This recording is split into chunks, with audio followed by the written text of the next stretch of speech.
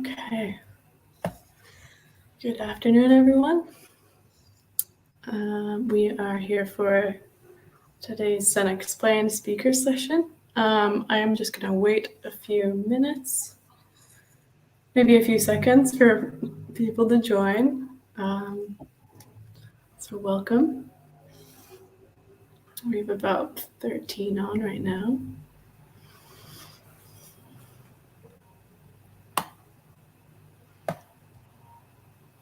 Okay, maybe 20 more seconds. All right. Where is everyone joining us from? Are most of our people from the London area? Do we have anyone outside of London?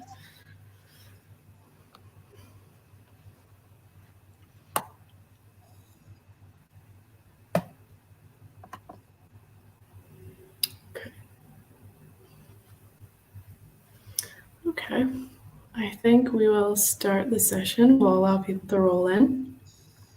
So, hi everyone. Welcome to the latest in Zen Talk speaker series called Zen Explained. We form partnerships with professionals, lay people, and everyone in between to discuss special educational needs and to move the conversation forward to foster understanding and empathy. If you aren't familiar with our work at Zen Talk, we're a nonprofit organization based in South London with a mission to improve social and emotional outcomes and promote inclusion for children and young people with SEN and their families. So today we're delighted to have Alison Knowles with us to discuss how to understand and reframe anxiety. So following Alison's talk, which will last around 45 minutes, there will be a question and answer session or a period for question and answer for another 10 to 15. So please feel free to ask questions at any time during the webinar by typing in the chat box to the right of your screen. A recording of the webinar will be made available to watch on demand on YouTube immediately after the live session ends today. So now I'd like to introduce Alison. She's a practicing emotional therapist, author of the Ollie and His Superpower series, creator of the Ollie Model, public speaker, and award-winning NLP trainer. Ali and the Ollie Model have received various awards and have been shortlisted for many more, the most recent being the International Award for NLP for Education. She's also been nominated by the Diversity Awards 2021 for a Positive Role Model Award. So now I'll turn it over to you, Alison. Thanks so much for being with us, and welcome. Thank you very much for having me. Anyone that's logged in, thank you for your time. I want this to be interactive. I can't see you, and I also have to admit that the reason I'm up for a diversity award is because I'm neurodiverse, but then again I don't know who's not. But basically that means I can't read and write, so if you put anything in the chat box, hopefully somebody else will read it out to me. But please do, because I can sit here and yawn on, or we can make this useful. So I'm going to start by trying to share my screen. Okay. Bear with me. I promise you it's not death by PowerPoint. Don't do that, okay?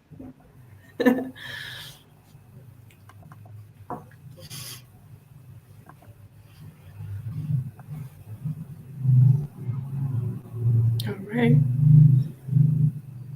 So I'm adding you to the stream, Ellie. Okay, so hopefully, because I can't see a thing now, you have a cover slide that says turn anxiety on its head. Do we have that?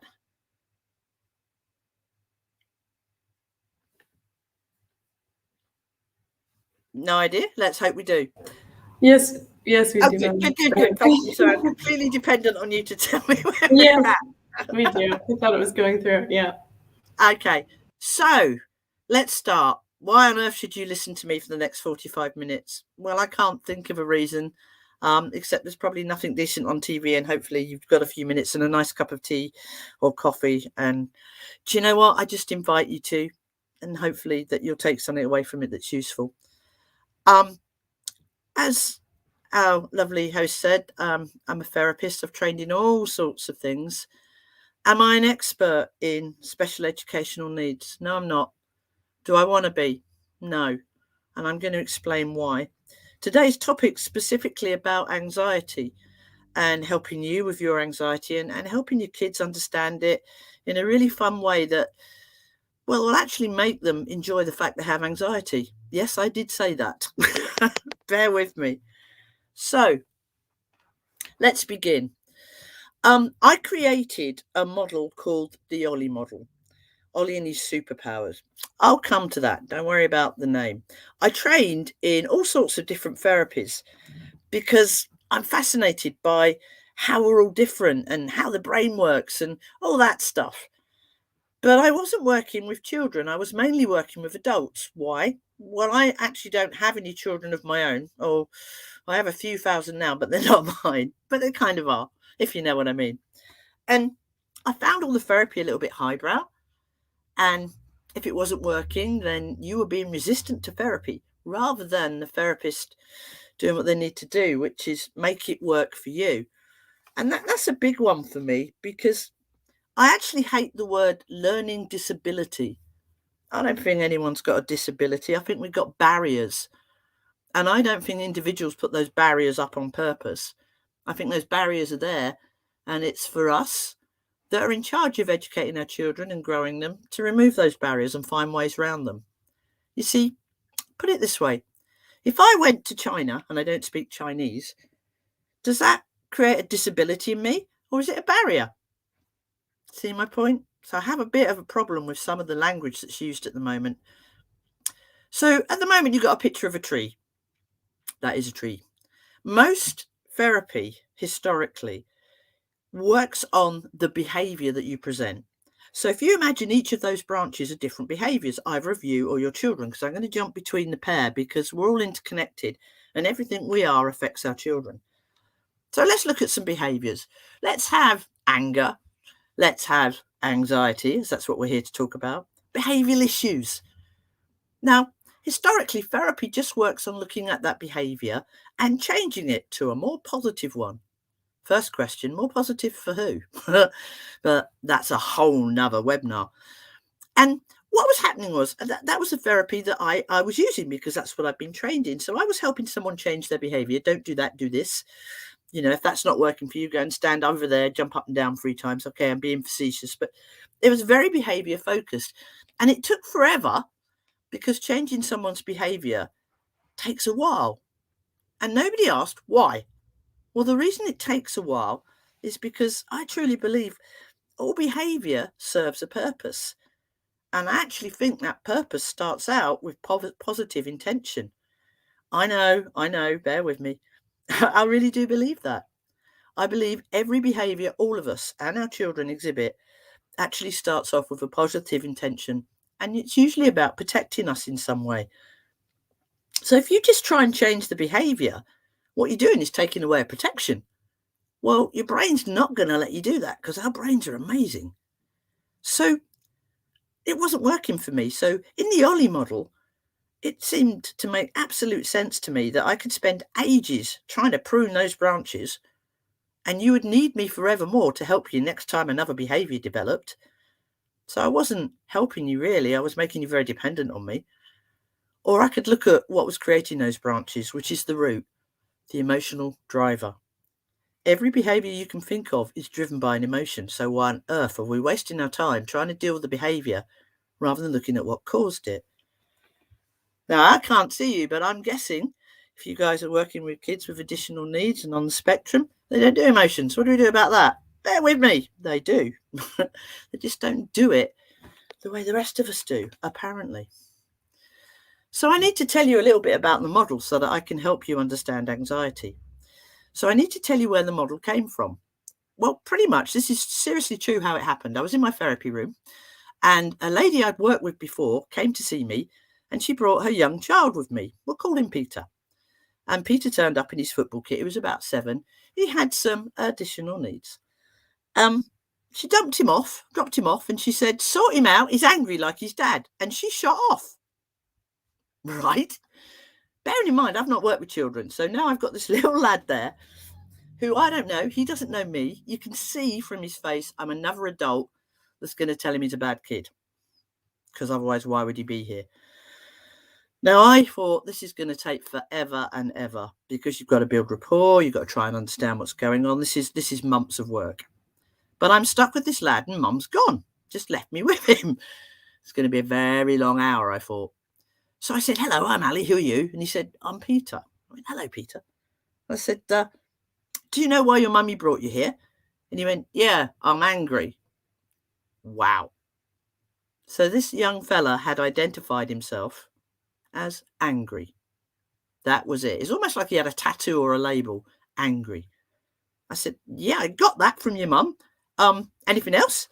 No, that's it. I'm angry. Okay.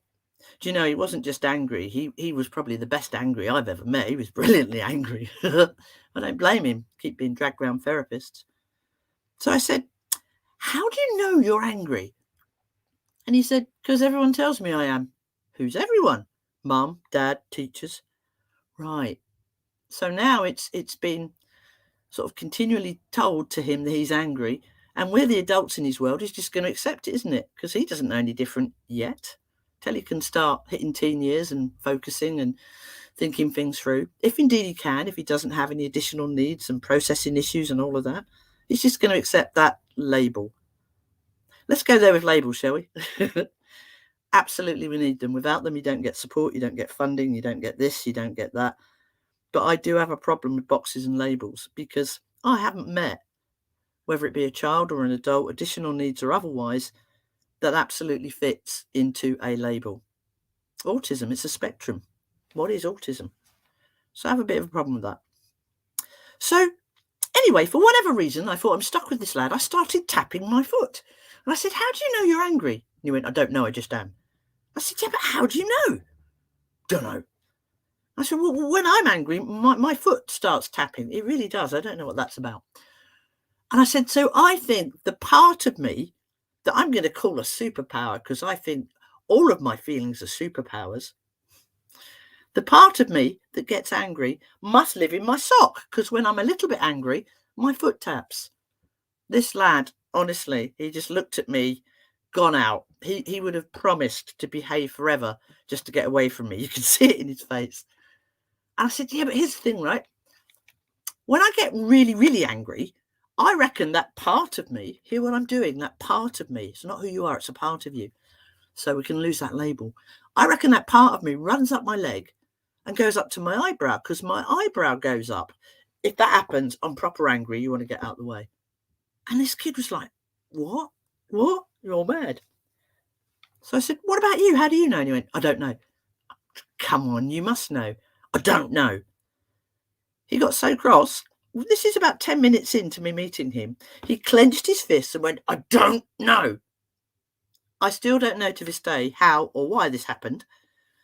But something made me just reach over and pretend to take something from his fist and hold it in a cupped hand.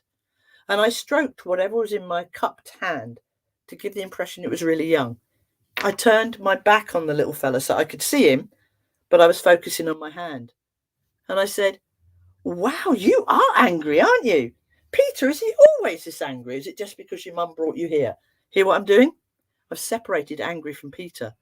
Completely confused the young fella. And he really thought I was mad. I am so grateful he turned up in football kit, or Ollie would never have been born as a model. So I said, are you making Peter angry because his mum makes him wear pink lycra? Peter behind me is going, no, it's not that. No, okay, sorry, Peter. Are you making Peter angry because his mum makes him go to ballet? Peter, no. What I was doing was asking questions which I hope would get a resounding no based on the fact he was in football kit. It could have gone so wrong, but fortunately it went right. After about 4 or 5 stupid questions, so we're now about 20, 30 minutes into my first meeting with Peter. Peter got so cross with me, he said, he's angry because he doesn't want to be the big boy. If there's any therapists listening in, you'll know that could have taken months. Months of a child needing therapy. Months of parents thinking that they're not good enough as parents and they can't control or help their child. It's all wrong. So I could have sort of stopped there. But I didn't. I kept going. I kept my hand cupped. And even though I was like, yes, and wanted to jump around the room, I stayed cool. And I carried on talking to my hand. And I said, oh, you're making Peter angry. I'm keeping it separate still, because he doesn't want to be the big boy. Peter, what does that even mean? Well, now about 40 minutes into the session, Peter sat down next to me and explained that he's got a little brother with even more severe additional needs than him, who's quite poorly. So everyone that came to the house focused in on his little brother.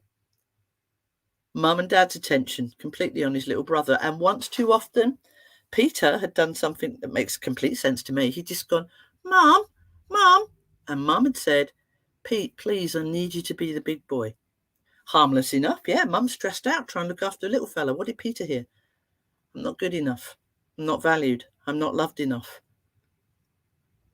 That puts the fear in all of us. Human basic needs to be loved, to be valued, to be part of something, to belong. And in that instance, Peter didn't feel any of those. So then what I did was I kept my hand cupped. I kept talking to Angry. And I said, oh, Angry, no wonder you're angry. Peter said, I think he's sad, not angry. Bingo. Peter, what can we do to help? And he suggested I spoke to Mum on that occasion, which I did. Mum obviously was mortified. Made sure never to use those words, be a big boy, and put time aside for him. Bang. 2 weeks later, I saw Peter in school. He was over the back with his friends. I was talking to the head. I yelled out, Peter, you okay? How's Angry? And he went, yeah, I'm fine. But he looked a little bit sad. So I said, you sure you're all right? And he went, no, Grandma's died. I was like, oh no, here we go. I said, do we need to talk? I promise you, he didn't break his stride. He reached into his chest, pulled something out in a cupped hand, and went, no, I've spoken to Sad. Grandma's with Granddad. See you later. I've got to go to football. Off he went. What had I done? Not months of therapy. I'd made the emotion, the thought, the feeling, because we all do our emotions differently. Some people just have a voice in their head. I made it a part of Peter, not who he was, so that he could separate himself and solve his own problems. And he took that and took it to the next step. This is all relevant to me helping you with your anxiety and your children's. So there we were. I'd found something that empowered people rather than them needing fixing or advice. And it works just as well for adults. The only difference is I don't call the emotions superheroes. I call them whatever the adult might want to call them.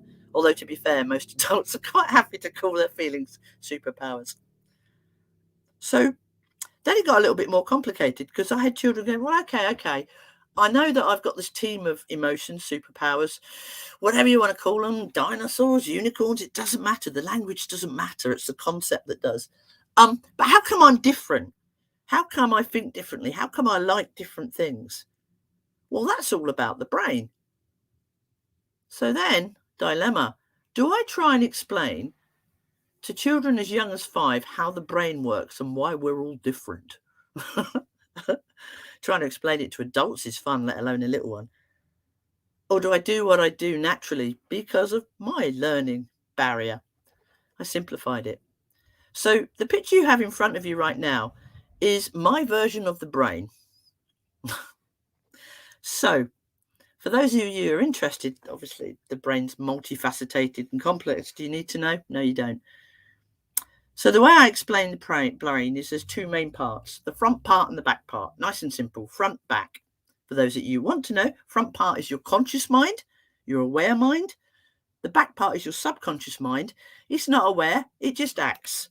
It's automatic, it's robotic. An example of that, have you ever driven along and your mind's elsewhere? Before you know it, you've arrived. That's your subconscious mind. When you got up this morning, if you have tea or coffee, did you have to think, do I like tea or coffee? How do I make tea or coffee? You just did it, didn't you? They reckon 80% of the day we're robotic. We're not actually engaging brain at all. Everything's subconscious. Why? Because once we've learned how to do something, it's really cool not to have to learn that every day again, isn't it? Imagine if we didn't have this. Imagine you got up this morning and you didn't know how to walk. How would you teach yourself which muscle goes where and sinew and tendon? So the front part of your brain, I describe it, the conscious brain, as a mobile phone. Why? Well, all your senses are at the front. All right, I know your ears are at the side, but go with me. All your senses are kind of at the front, aren't they? And here's the thing, wherever you're sat right now, and hopefully you're sat somewhere comfortable, as I said, with your cup of tea or coffee or whatever, you've probably been there before. Maybe it's your front room, maybe. But when you walked into that room and sat down, your eyes were taking 1 million videos. Your ears were listening for the slightest sound. Your nose was sniffing the air. You were testing the temperature, tasting the air. Why? Keep you safe. Make sure there was nothing in there that shouldn't be. And all of that is happening 1 billion times a day without you even knowing you're doing it, just to keep you safe. So the front part of the brain, I know it does a lot more, but for our purposes, that's what it does. It's just like the best mobile phone ever. I know mobile phones can't taste yet, but give it time, yeah? We're going that way. Just records information. That's all it does, to keep us safe. All that information is sent to the back of the brain, subconscious brain, or in Ollie's world, the library. Do you know, when I wrote these books and I came up with the therapy, I came up with library, but then I'm old. Children correct me left, right, and centre and tell me it's a megawatt thingy gigahertz computer disk. It's a library, right? Basically, everything, and I mean everything, from your very first breath, when you first open your eyes, everything you've ever learned is in the library, your subconscious brain. And my library looks a bit like this picture. It's a little bit Hogwarty. I've got moving stairs and stuff. But knock yourself out. It's your library. It can be whatever it needs to be, if in fact it is a library. It's just a place to store information. And you see in the front there's a little guy in a yellow coat. Well, he's my librarian.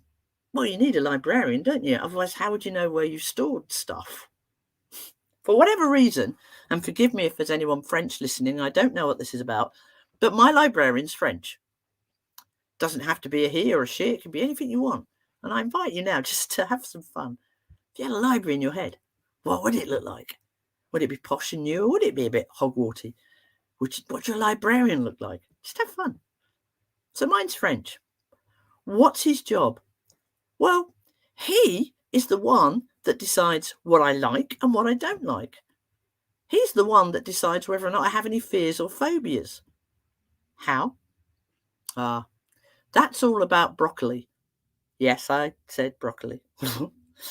When I was about 4, I remember sitting at the dinner table, and remember, we can only file stuff if we've actually had any interaction or contact with it, which is always interesting when you talk about anxiety and fear. You can't be frightened of something that you've never been frightened of.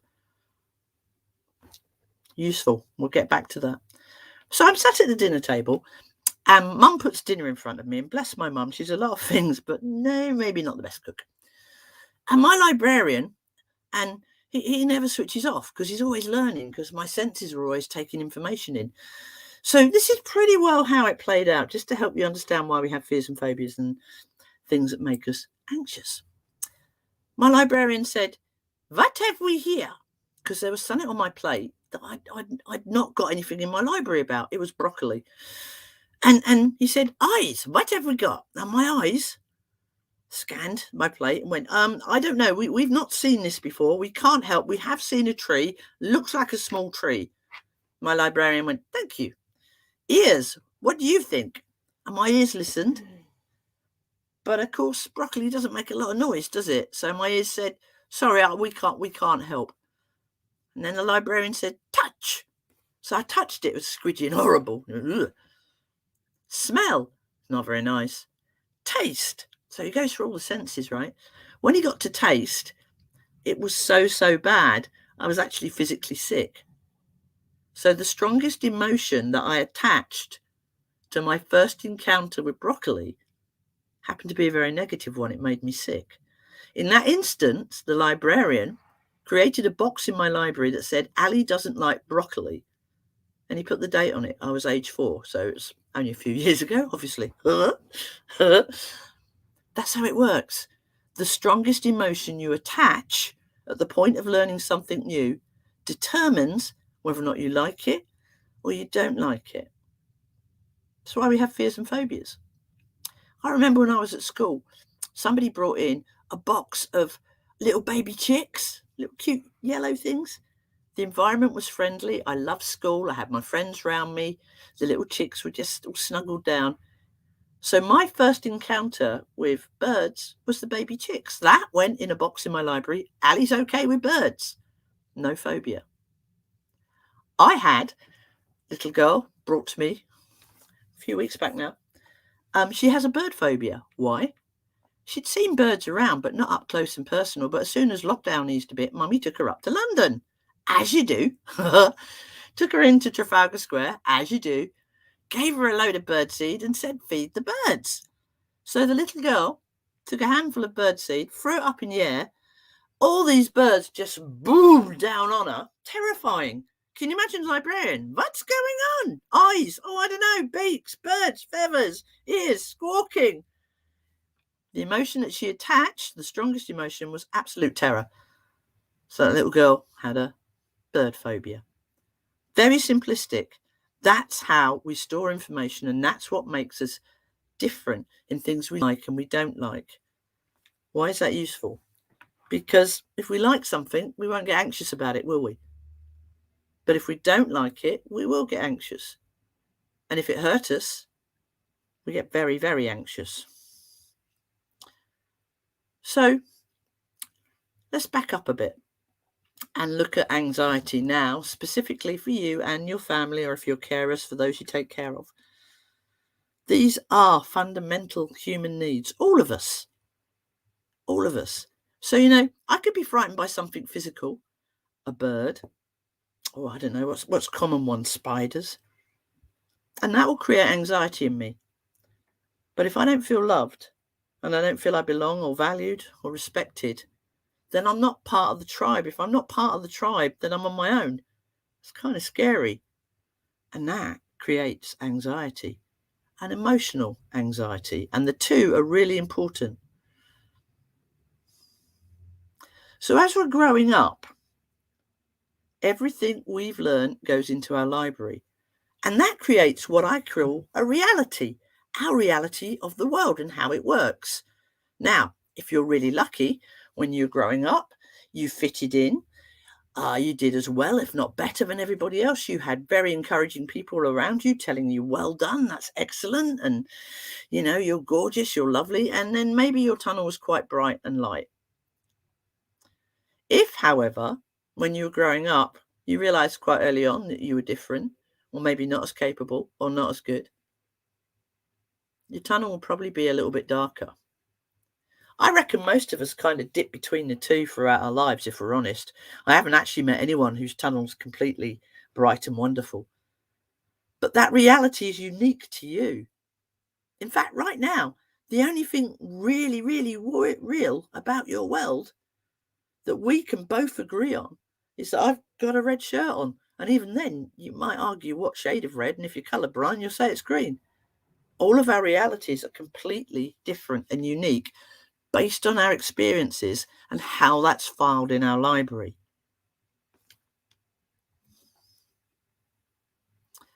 So let's talk about additional needs and the autism spectrum. Because I was doing a radio show the other day and a lady phoned in and I was talking about anxiety as I'm about to explain it to you guys. And she said, that's lovely, but how do you do it differently for our kids?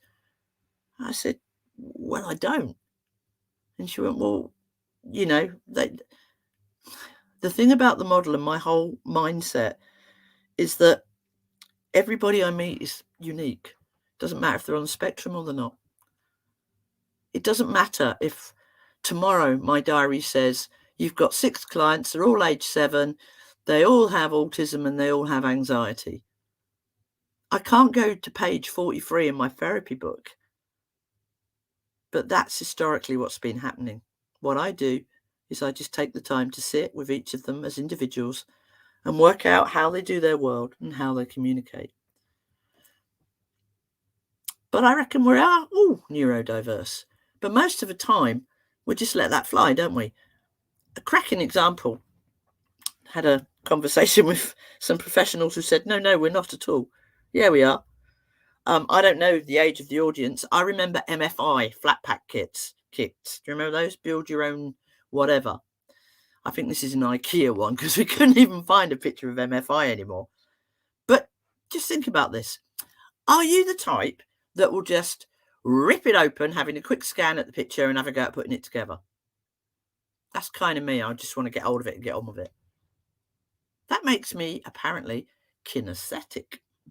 Are you the sort of person that spends a long time studying the picture and then gets it all out and has a go at building it? That would make you very visual. Or are you the sort of person that reads the instructions and then has someone else read them to you while you're assembling it, rather than look at the picture? You're probably very audio.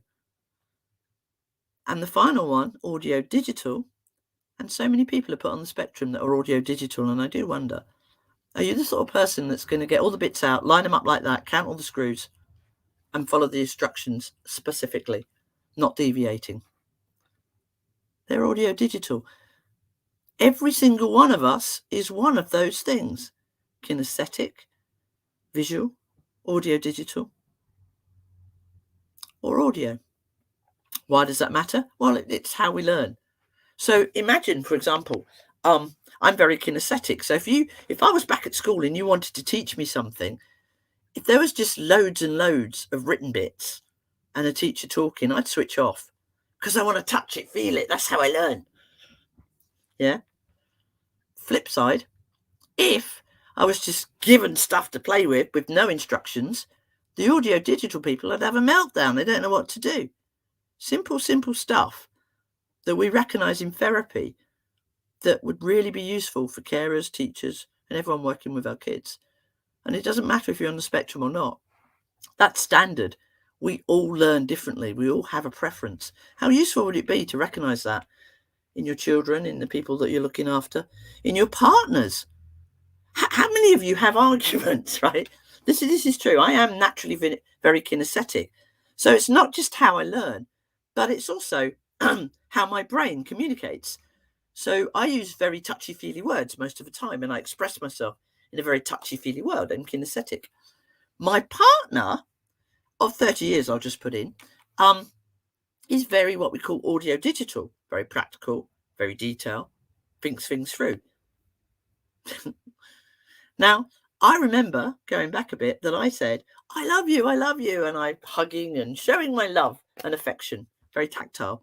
And my partner just stood there, thought about it for a minute, looking off into the distance, and then said, I'm still here, aren't I? Now that could have been enough for us to split if I didn't recognize that all of us are neurodiverse. And what my partner was actually saying was, I love you too, and I'm not going anywhere. All of us fit into one of those categories. So we are all neurodiverse, but we don't have a problem with that, do we? We just avoid people that are a little bit different from us. But we cope. It's a given. But what about the guys that can't? What about, those are all things that you and I all have, regardless of any additional needs or learning disabilities. And, you know, if I meet someone that's very audio digital, do I naturally connect with them? Well, no, because we look at the world differently. But does it really cause a big problem and segregate them? No. But when you've been given a label and you're on the spectrum, it can. It's another example. If I was going to draw that picture to you, I would say the sand is soft, the sea is cold. Kinesthetic, a visual person. And this is worth noting with the children or the young people you're caring for, or indeed yourselves. A visual person would say, the sea was blue, the mountains in the distance were lovely. An audio person might just comment on how quiet it was or how noisy the birds were. An audio digital person will tell you that the plane landed at exactly 9:45. It was exactly 15 minutes to the hotel, and it was exactly €14. The hotel was listed as 5-star. Arguably, it was only 4.5 because breakfast was 3 minutes late. Notice it in your partners. It can solve an awful lot of problems if you just recognise that all of us are neurodiverse and talking differently. And if we can cope with that, why do we have to separate anybody with a label? This little chap, okay, is autistic. He doesn't know it. He has no idea. He doesn't know anything about the world. But he's going to find out, isn't he? He's going to find out as that reality tunnel I was talking about begins to build around him. And then we're going to put him in a box because you're autistic. Go in that box. You have fetal alcohol issues. Go in that box. Demand avoidance. Go in that box. OCD. Go in that box. I haven't met anybody that fits in a damn box. And everything that we're about as therapists in the Ollie Model is about taking that child out of the box and just going, hello, what's your name? And it's so important because the moment you put someone in a box, you segregate them from everybody else and you make something become aware to them that they weren't. That baby knows not that it's different.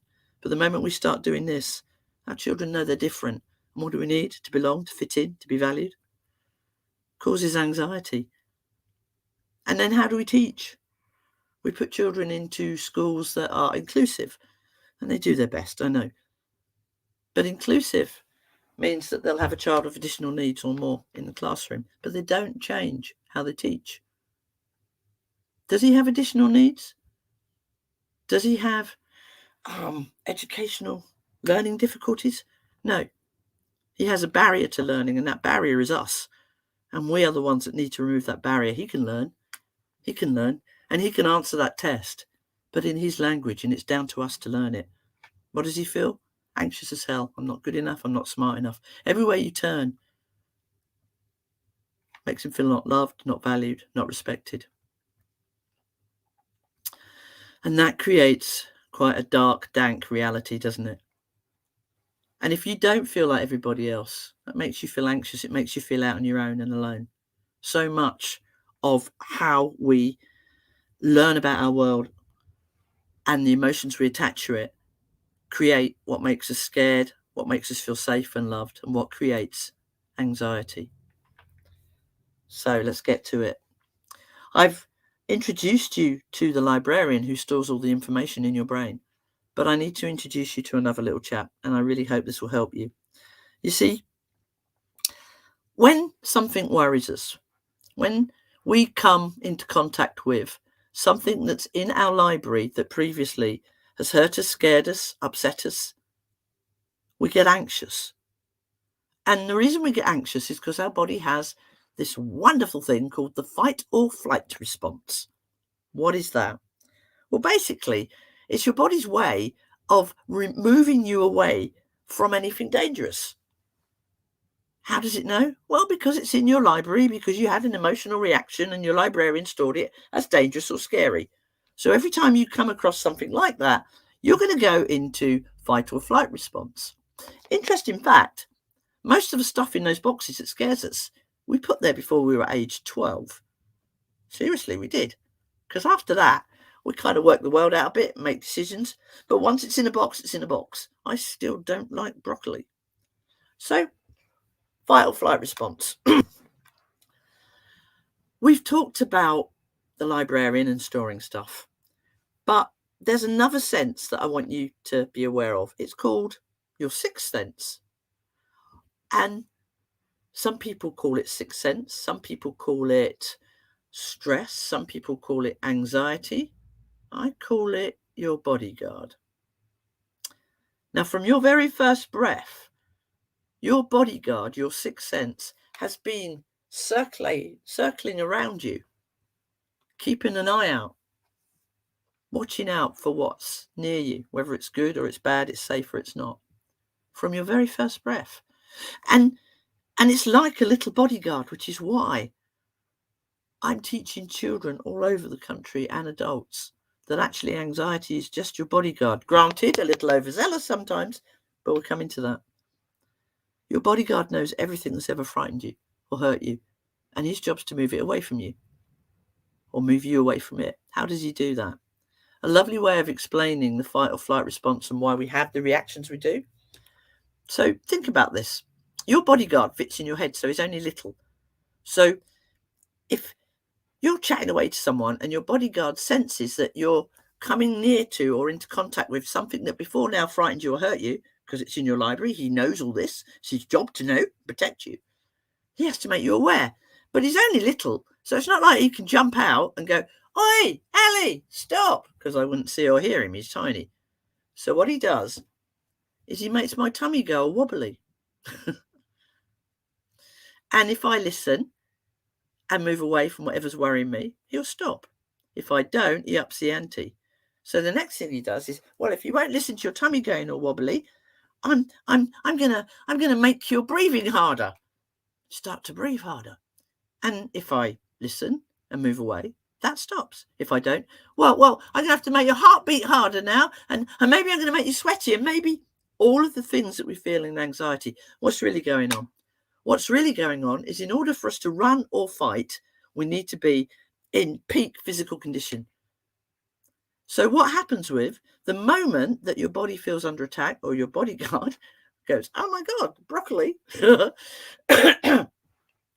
your body needs to be able to run or fight. So it needs oxygenated blood in your arms and legs so that you can run or fight. Well, unless you carry any spare, which is a little bit odd, it has to use what it's got.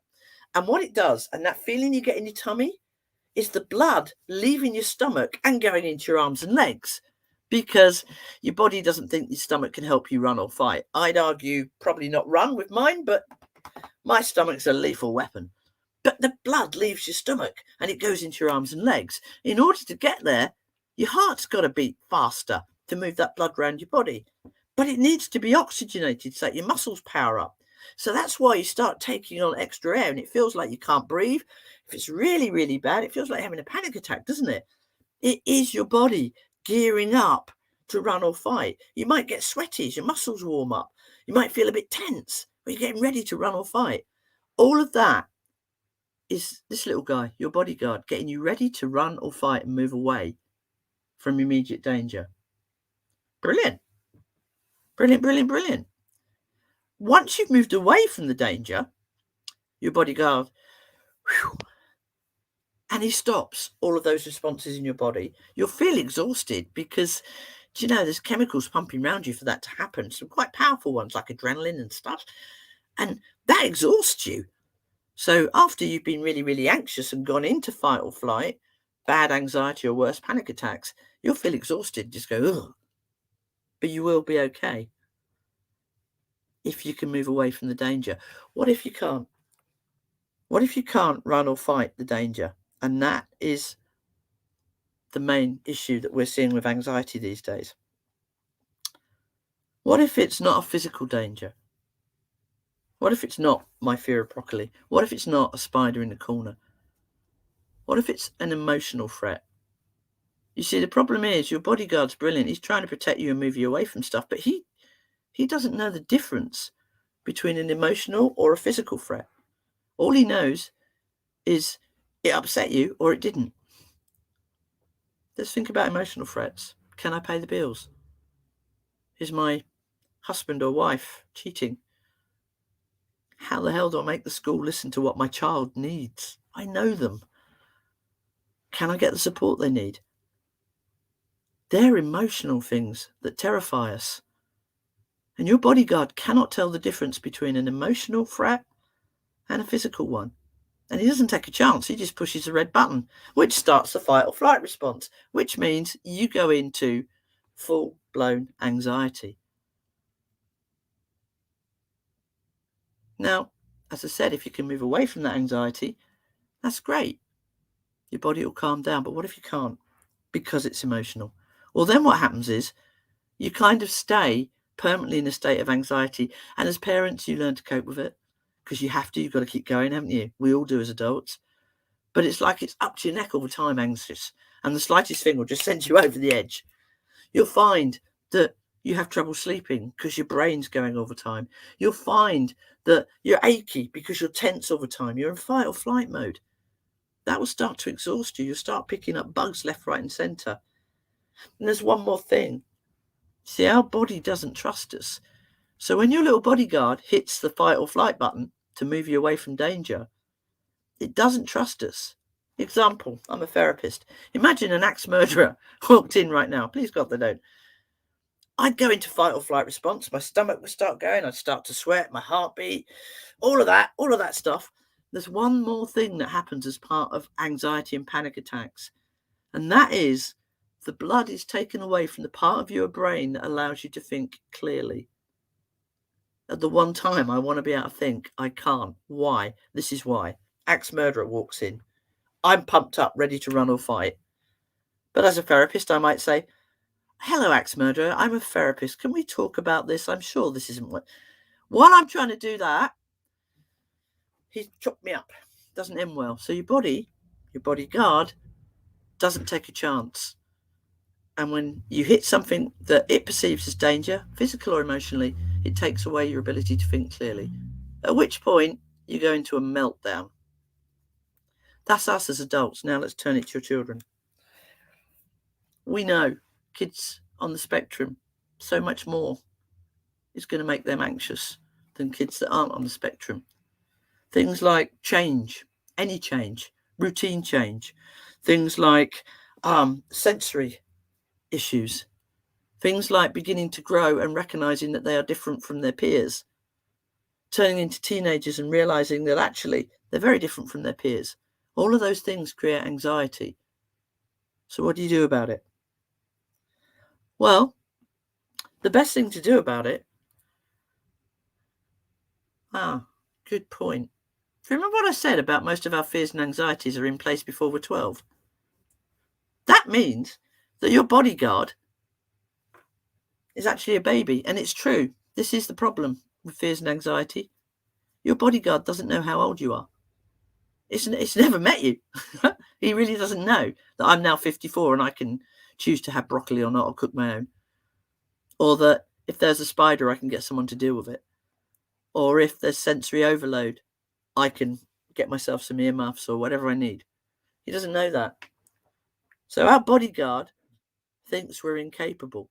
So what we do with children and adults is we explain this, and we explain it's a bodyguard, and we explain he's overzealous. And the biggest thing is we explain that he still thinks we're very, very young and that we don't know how to deal with a situation. But the truth is, we probably do, because we have more skills and capabilities now than we had before. So what do you do about anxiety? You cannot go into an anxious state or a panic attack or an absolute meltdown unless it's triggered. So the first thing is to recognize those triggers. How do you do that? You know your kids. You know what's going to set them off. So the thing to do is, 1, try and mitigate that by avoiding it. 2, work with them. The only reason that sets them off because it set them off when they were younger, before they had the skills and capabilities they have now. And I don't care where they are on the spectrum. They've grown. They know more.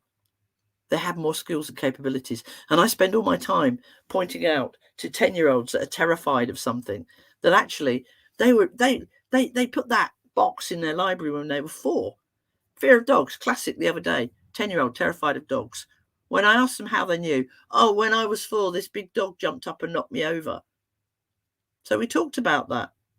And this big dog that knocked him over when he was 4 actually turned out to be a puppy that was just a little bit zealous. And now he's 10, he's bigger and stronger, and the puppy wouldn't knock him over. But also, he could avoid it because he's older and wiser. Instantly, that went. So what we need to do is stop the first domino falling. So if we can avoid the triggers, that's brilliant. Any work that we do around anxiety, and any work that you're going to do to try and stop yourself or those you care about going into an anxious, heightened state, there is absolutely no point once that first domino has fallen, because that's when fight or flight kicks in. And it's very, very, very quick. And there's no way you're going to calm them down until they exhaust themselves with the adrenaline. So the thing to do, and the work that we do, is we help you to recognize the triggers. And we help you to work with yourself, because your anxiety spreads. Think about this, actually. A lot of children that I work with, why are they anxious? They've no idea. But they've seen mum and dad anxious, and you're their protectors and guardians. So the brain works in mysterious ways. But what we do with Ollie is we help you recognize the triggers, and you'll know some of them, not all of them. And then we help you to work with your child, young adult, or yourself to notice when you're about to be triggered, so that you can therapy words, anchor yourself into another emotional state. So you can't be scared and happy at the same time. So if I know and I feel that I'm beginning to get angry or anxious, my foot taps, remember back at the beginning, that's the point where I need to put an emotional anchor on to switch me out of that state, because it's a belief. It's not real, it's a belief, into another state.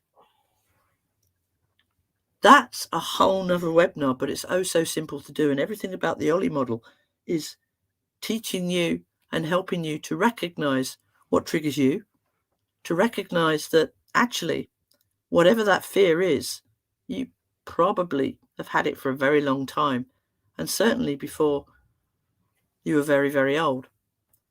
And do you know stuff that triggers me right now? I'm concerned I'm not a good enough parent. How on earth could that be in a memory box before I was 12? Good enough parent probably wasn't. Well, hopefully not before 12. Good enough generally? Yes. And it just adds to it. It adds to it and adds to it. Your bodyguard is a bit of a job's worth. Not being good enough. He'll pile all sorts in there as you grow. But the truth is, it probably was an initial experience or initial thought or belief about yourself when you were very, very young. Things that are frightening our children, they only frighten them because of the emotional reaction that they had at the time. So you can reintroduce that situation, but change the emotional reaction just through some very, very gentle work, some language patterns, simple things that we can help you with and teach you with. The problem with therapy is it's historically been kept in ivory towers and really, really shouldn't be. So, in a nutshell, anxiety is just a bodyguard. Anxiety is there to try and protect you. But it can only protect you from things that you've learnt along the way have been a problem for you. But a lot of those things you learnt when you were very, very, very young. So are they still relevant? Are they still relevant in your children? Because regardless of a child's abilities, they are growing, they are learning. And if it's just there to protect you, is there a better way of thinking about it? Do you still need protecting? If you don't, just that change in mindset. I'm not afraid of that dog anymore. It's only a puppy. I don't need to be afraid of that. I was afraid of it when I was 5, 10. Just by changing that mindset, you can actually bring down the level of anxiety and stop your bodyguard from reacting. And you can do the same with your children, because then we do this with kids on the spectrum of additional needs. If you understand something, it doesn't need to be real, it needs to be plausible. The brain's a library in an iPhone. Works for the kids, they get it. Everything I thought I was scared of, I was only scared of because I put it in there when I was younger. But now I'm older, I'm not so sure I am scared of it because I've got all these skills and capabilities. The moment you start thinking about that, your librarian refiles stuff. And every time he refiles it, it's one less thing you're scared of. And if there is something that can't be removed, a real fear, I haven't met one yet, you can remove most of them. Then there's some really simple stuff that we could help you with, and I'd love to. So please get in contact to help you anchor yourself or your child in a state that the moment they feel that domino going, they're about to, where it's going, meltdown, fall on. At that point, that's when you hit. That's when you step in. Don't wait for that. It's too late. A lot of information, short period of time, so much I'd love to tell you, but you don't have to deal with anxiety. You're not stuck with it. It's really actually quite simple to deal with, and that's not me belittling it. And it's something you can do yourselves. So thank you very much for your time. I'm going to hand back to our lovely hostess because I've run over, and ask if there's any questions. Thank you, Ali. That was wonderful. A wonderful overview. We've received a comment. Just to say, it's a very refreshing take on neurodiversity, the one-size-fits-all aspect of mainstream school, and the resistance to changing teaching methods and adapting to individual learning styles is an ongoing issue. Absolutely. I think that's very true, right? I think what you mentioned, Ali, about participation, co-creation, understanding needs is such a major aspect. And I think, like what this viewer mentioned, it is very much about allowing the child to make discretionary choice in their lives, in their school, and in their environments. So I like that. I can see just any tips how to anchor your child when they're tipping over. No. That what you need to do once they begin to go, once the dominoes go in your child or you, it's too damn late. It's a physical response and it goes into protection mode. It's too late. What you need to do, and you guys do this, you probably spot it. You can see when your child's beginning to get a little bit.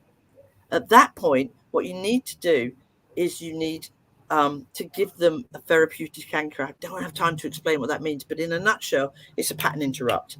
Your brain cannot think a negative and a positive at the same time. Easy example, you know when a child's really small and it's crying and we go, oh, dad, dad, dad, dad, dad. It's not what we're saying or doing, it's just the child's going, what? And in that instance, you've interrupted it from its thought process of tipping over or the rattle. It's the same thing. And there's different ways of doing that. And when we're working, certainly in the SEM world, is it a noise? Is it a sound? Is it something sensory? That just by touching changes them from that negative emotion to this one, that's enough to stop those dominoes going. If I've said anything that's making you have questions about, what am I on about, or something, please get in contact. Happy to answer your questions. Takes a village, yeah. Mm-hmm. Thank you for that. And I think, does anyone else have any questions to round that off? Any experiences you want to ask about? Anything like that? Is the audience okay to send you emails or to reach out to you, Ali, if they have any questions? Do you know, absolutely. I wouldn't say the bulk of our work, but it's definitely going that way. Hi, Amanda. Is working with special educational needs. And sometimes, our kids aren't diagnosed, so then it's written off as behavioural issues in class. And the good thing is, as Ollie coaches, we're the guys that get brought in when everyone else has given up, which makes me happy because there are no bad kids. They're doing the best they can with the information they've got. But every behaviour is serving a purpose, and it's trying to help the child. So it's no good saying, don't do this, do that. It's just going to make them more anxious, isn't it? It's understanding why they need to do that in the first place. So, yeah, please get in contact. Happy to answer all your questions because everyone's unique. Okay, great. Wonderful. Okay, well, I'll be sending along a follow-up email to those that have registered, including an impact form. So if you'd like to share how you thought of today's session, and if you'd like to sort of explore other emotions or other anything on this theme, we can. I'll take that feedback. Let me see, and we have one more. Probably not. It depends. If your child's very audio rather than kinesthetic, honestly, so much. God, I wish we had more time. I'm going to put another one of these out with a lot more detail so that you guys can log in. There's so much we could teach you that would just make life easier. If your child's audio, you saying, what is it? I'm not afraid might help, but it depends. And again, this is what I mean about so much we could teach you. If you say, I'm not afraid, that's not going to cut it. I'm not afraid. That's not going to cut it. I'm not afraid. That might. So everything you guys do, you're so much more important than us as therapists because you're there all day, every day. And everything you do is creating this reality for your child, this safety thing. So, saying you're not afraid is much better. Take these two words. What, how? What, how? Rather than saying, why are you scared of that? You're going to get, because I am. Circle. What's scary about that? It's bigger than me. Okay. And how does it being bigger than you scare you? Well, it might sit on me. Okay.